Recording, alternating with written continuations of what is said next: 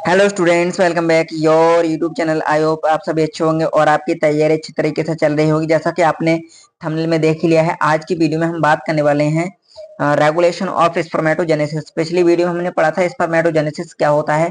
आज हम बात करने वाले हैं उसका रेगुलेशन कैसे होता है। और ये जो टॉपिक है नीट या फिर कोई भी एंट्रेंस एग्जाम या कोई एग्जाम जिसको एग्जाम को आप दे रहे हैं उसमें बायोलॉजी पूछी जाती है, तो उसके लिए बहुत ही महत्वपूर्ण है। चाहे आप पीजीटी फर्स्ट ग्रेड या टीजीटी की तैयारी कर रहे हैं तो उसके लिए ये जो टॉपिक है बहुत ही महत्वपूर्ण है। इसके अलावा किसी भी पैरामेडिकल नर्सिंग एंट्रेंस एग्जाम की यदि आप तैयारी कर रहे हैं तो उसके लिए भी ये जो टॉपिक है बहुत ही महत्वपूर्ण है। तो चलिए देर ना करते हुए वीडियो को शुरू कर लेते हैं। तो बात करने वाले हैं रेगुलेशन ऑफ स्पर्मेटोजेनेसिस, यानी उसका नियमन कैसे होगा।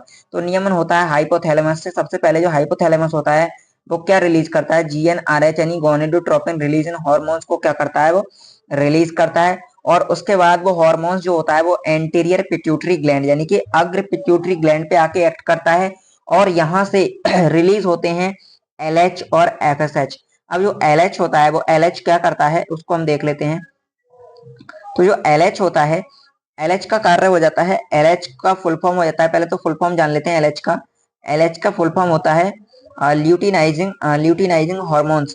और ये जो एलएच है और एफएसएच का फुल फॉर्म होता है फॉलिकुलर स्टिमुलेटिंग हार्मोन्स। ये इंटरस्टिशियल सेल है, सेल में कार्य करता है और ये सेमनीफेरस और टिप्यूल्स के अंदर यहाँ पे ये एक्ट करता है। तो यहाँ पे हम देखते हैं एल एच की हम बात करें। अब इसमें हमने इंटरस्टिशियल सेल क्यों लिखा है, क्योंकि इंटरस्टिशियल स्पेस जो सेमनीफेरस टिब्यूल्स के बाहर का जो स्पेस होता है, सेमनीफेरस टिब्यूल्स में बाहर का जो स्पेस होता है उसको बोलते हैं।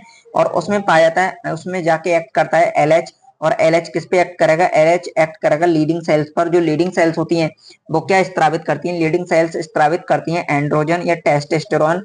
और उससे क्या होता है, स्पर्मेटोजेनेसिस की प्रोसेस होती है, यानी कि स्पर्म का फॉर्मेशन होता है। ये सब होने से स्पर्म बनते हैं। अब ये जो स्पर्म बना, ये स्पर्म क्या करेगा, पोषण प्रदान करेगा। पोषण प्रदान करने के लिए जो सरटोली सेल्स होती हैं उन पे एक्ट करता है एफएसएच।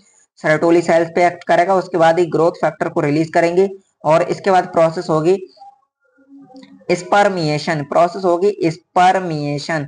स्पर्मिएशन यानी कि स्पर्म के न्यूट्रिशन या उसके पोषण प्रदान करने की प्रक्रिया।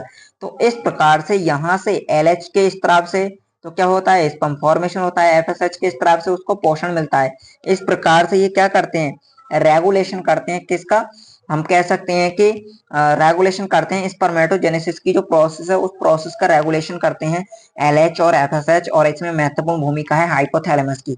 तो इसको आप देख सकते हैं, इस पूरे डायग्राम को एक बार में भी आप देख सकते हैं, इस पूरे फ्लो चार्ट को। और ये आपको ध्यान रखना है, यदि आप इस नोट्स को पीडीएफ फॉर्म में प्राप्त करना चाहते हैं तो इसके लिए आप में टेलीग्राम पे सर्च कर सकते हैं या फिर डिस्क्रिप्शन में हमने लिंक दे रखा है टेलीग्राम का, उसको जाके आप ज्वाइन कर सकते हैं। टेलीग्राम का जो नेम है वो जो हमारे इस चैनल का नाम है, यूट्यूब चैनल का, वही नाम टेलीग्राम चैनल का है। वहां पे जाके आप उसको ज्वाइन कर सकते हैं, वहां से इन नोट्स को प्राप्त कर सकते हैं। इसके बाद इसके अलावा यदि आप पिछले लेसन के नोट्स प्राप्त करना चाहते हो वो नोट्स भी आपको वहीं मिल जाएंगे। आज की वीडियो में इतना ही, मिलते हैं अगली वीडियो में, तब तक के लिए धन्यवाद, जय हिंद।